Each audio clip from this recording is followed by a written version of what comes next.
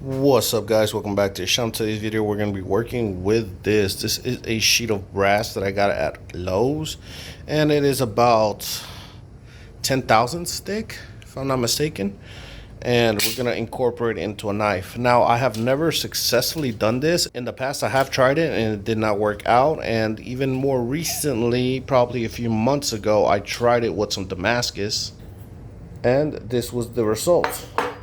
I overheated it and I ended up squishing all of it out. Now, that is 100% completely my fault, and that is because I never even tried to figure out what the approximate heat was for the melting of this guy, and I kind of just jumped into it, which is completely not the right way to do it. So this time what we're gonna do is we're gonna take some pieces of this and we're gonna test out different temperatures to see which temperature it actually brazes at, because it's not welding, it's bracing. And it's the same theory with copper, but with copper I know that I need to work it at about 1950, and I believe that the melting point for this is a lot lower. I looked it up online and it was like 16 something up to like 18 something, so I'm not really sure what the temperature is. It really just depends on what percentage of what elements are in here that comprise this guy. If it has a little bit more copper, it might be a little bit more resistant, or if it has a little bit more tin, it might be, you know, a little bit less resistant. And since this is just some generic stuff, I don't really know what its actual composition is.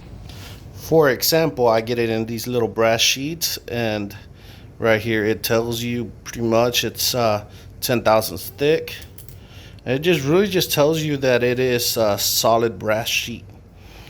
So what I'm gonna do is I'm gonna cut some slivers of this, and I'm actually gonna sandwich it with this 1/8 piece of mild steel. It's gonna be sacrificial, it's gonna be trashed, so I'm not gonna be putting any kind of high carbon in there. I'm just gonna do it to see at what point does this actually melt down and start actually bracing the steel, how we do in copper knives. And this guy, I think I'm gonna end up cleaning it up, opening it up, and redoing it at that new temperature. If I'm not mistaken, it's some kind of high carbon core, and I have Damascus on both sides. So I really don't want this to go to waste, and it's honestly just been sitting there for a few months. So we're gonna go on ahead and break this apart, and we're gonna try it out, and hopefully we can get a successful brass layered knife, because I've seen a lot of people do it, so I know it can be done. It's just a matter of figuring out the correct temperature and then working it in the oven. I don't really work these knives straight in the forge anymore, because the forge doesn't really control an exact heat, and it's really easy to go over that heat, especially in the new forge. I'm not really used to it yet, so I can go over the heat I'm supposed to very easily, so I like to dial it in the oven. One small issue with the oven that I use, though, that I use this guy from Hot Shot, is that it is rather small. I mean, the inside of it, I can only fit up to probably like a 10-inch billet, maybe 11 inches if I do it at an angle. So I can't go that long. I do hope to, in the near future, be able to get a bigger oven, but that all just depends on, you know, income, knife sales, and all that good stuff. So we're going on ahead, and we're gonna be making a few of these guys.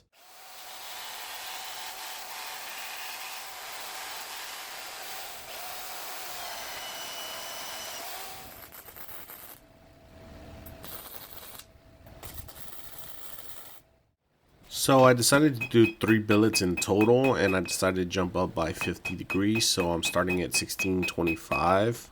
Online I had found that it was roughly between 1650 and 1625-ish, so I decided to start with 1650 and then progressively go up until I hit something that was still solid without it actually coming out. And here at 1725, a little bit does squirt out whenever I forge it. Alright guys, so these are the temperatures I worked at: 1625, 1675, 1725. So the ideal number that I'm supposed that it starts to melt at, depending on what kind of brass it is 1650. That's why I went slightly below, just in case the 1650 was the magic number. And this is the result that I got, which isn't too bad, but we have some minor delaminations here and here. It's fairly clean on the centerpiece, but it's not too bad. Next I did 1675, which was right at the center, and this one came out pretty nasty. I'm not sure exactly why, but it is very crumbly and just overall not very good. And the highest melting point that I found for brass was 1725. So I decided to go 1725, and I got a pretty good result here. The edges are a little messed up, but that's not too big of a deal. But the inside, probably 60% of it is pristine and is looking very nicely. So it's definitely gonna be my go-to choice. Now 1725 is a little bit on the high end, and I'm saying that because since that was the higher end of the melting point of brass, I decided to put some chunks of brass in there as well. And by the time I opened it up to get that out, this used to be just a long stick of brass about a quarter thick, and this is what it became. So definitely, if it wasn't encased with the steel, I could have probably had it melting. And while I did hand forge it, or well, hammer it, I didn't have any issues. But let's say I put it under the press, I could run the risk of it exploding and throwing a whole bunch of melted brass everywhere. So I think the safe number would be around a 1710 to 1715, and that's what I'm going to go with my piece, slightly underneath the melting point of this kind of brass, but still hot enough to make it sweat and give us a nice clean weld. So that's gonna be what I'm gonna be looking for, and with the press I'll get a much even pressure all throughout versus hammering, and that should get rid of some of this outside. The outsides are always a little messed up, especially on the knife, so we never use the outside for an edge, and we always grind back until we get a nice clean steel. So that is really a big deal to me, and the rest of it looks perfectly fine versus this one, which has obvious clear delaminations throughout the majority of it, probably like 75% delamination, which is telling me it wasn't quite hot enough. This, I have no idea what happened. It could have just been an error of mine, or it could have been something else. I'm not sure, but it definitely did not come out nice. And I'm very happy with this, so I'll probably be working about 1715-ish for this build. But now that I know what number to set it, let's go on ahead and set up our billet again, and hopefully this time we will have a success.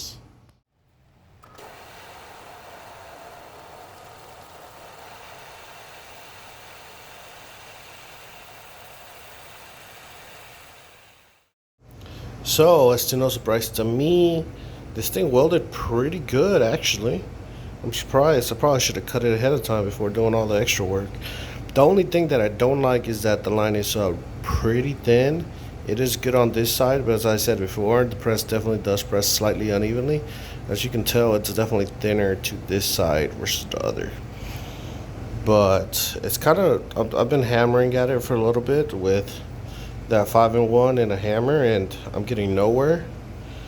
So this thing's on pretty good, and like I said, I'm not surprised because I definitely had it way too hot. I was definitely hitting it like around copper levels of hot, and this welds 200 degrees less, damn near 250 degrees less. So I did lose quite a bit of copper. I thought I lost more, but apparently I got some in here, and I'm thinking I'm just gonna run with it, and I'm just gonna throw it in the forge and forge it out.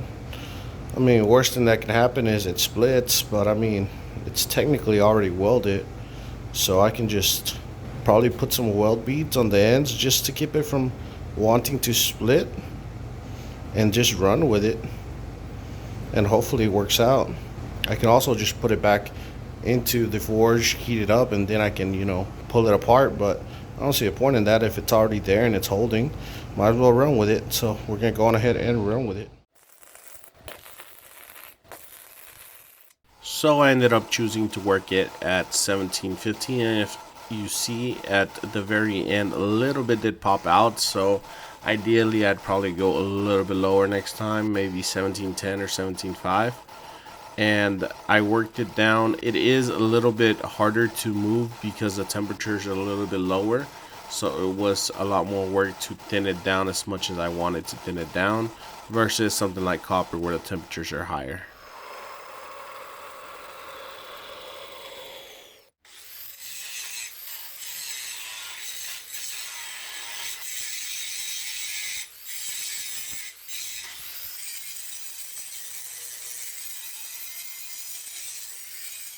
For the shape of this knife, I figured I just wanted to use whatever shape gave me the best reveal for the actual look of the knife. So I went with a very standard Santoku type shape, a little bit more pronounced on the front, so it is slightly modified, but I wanted to be able to show as much of the actual blade as possible, and I wanted the brass to stand out as much as possible, while also being able to retain as much material as I can to be able to make this knife as big as I can, because I'm very limited on the size of knife or billet that I can produce.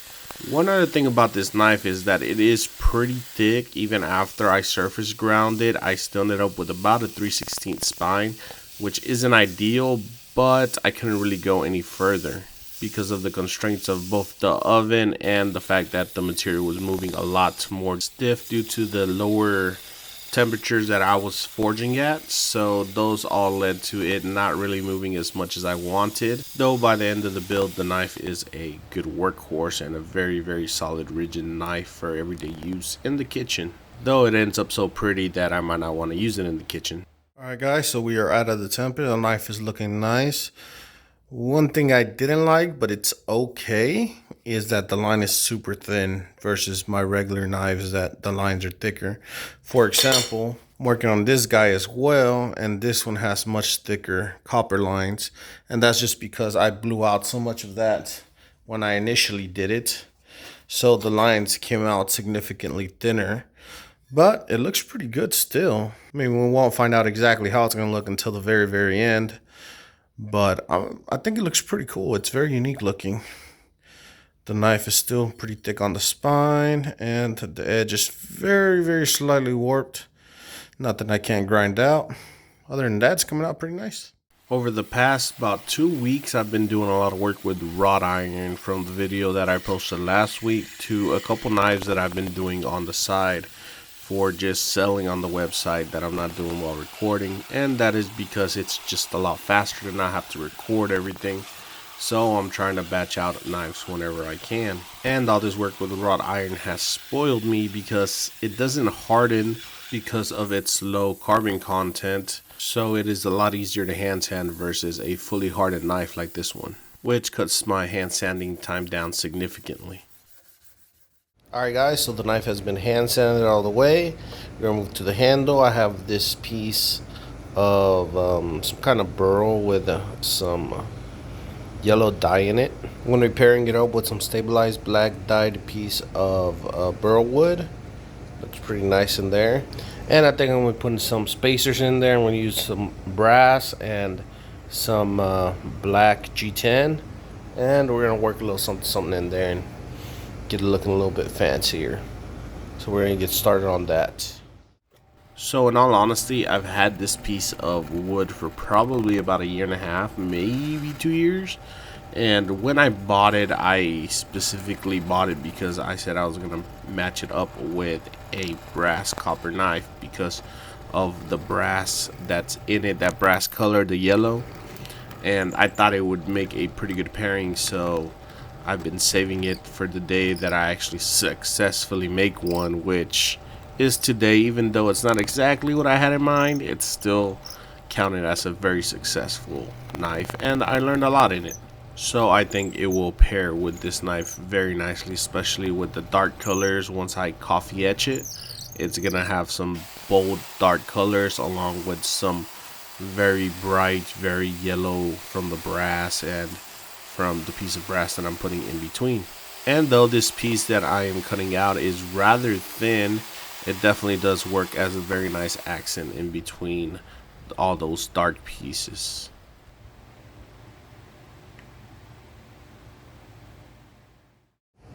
Alright guys, with all those pieces fitted up, we're going to start working on the in-between pieces that we're going to be putting in there. And I have here my micarta, I got my piece of brass that's taped on both sides, and I have my other piece of micarta that's marked out for center. And what we're going to do is I'm going to actually super glue them all together. That's why I have this tape on it. And we're going to drill all the holes at once. And the main reason for that is because the piece of brass is extremely thin, and this is the thickest I have. That's still pretty thin. From this I have pieces that are a quarter thick, so yeah, we're not going to be using that. So what I'm going to do is I'm going to match it up by putting this guy in the center. This guy, I'm going to glue them up, and then I'm going to drill them all at once. And once I'm done, I'll peel them apart and take off the tape, and we will be good to go. So the super glue method worked very well. It was a bit of a pain to be able to separate them afterwards, but it definitely worked out very well, and I'll be using it more often. One thing that I did forget was to turn on the camera whenever I was drilling it out, so I kind of skipped that part, and here I'm using a 1/4-inch drill bit just to make the hole a little bit bigger and to connect it. That way we can slip our tang right through it, and everything pairs up pretty nicely.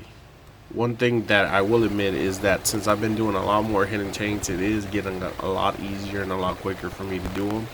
Though they are not perfect, I am definitely getting a lot better at it and a lot quicker at it, and I'm hoping to be able to do more of them with a lot better results in the future. One thing that I did learn amongst this process, even though it doesn't really come out on camera because there's a lot of steps I don't record, I dropped the handle once it was almost completely done. I dropped it and all the pieces popped off, and that brought a pretty, I'd say, obvious concept to my mind, and that is that next time I do something with so many layers, I should introduce some pin stock. That way I can hold everything together mechanically, not just chemically with the epoxy, because even though the epoxy does work well, it still is only a very, very thin layer of adhesive.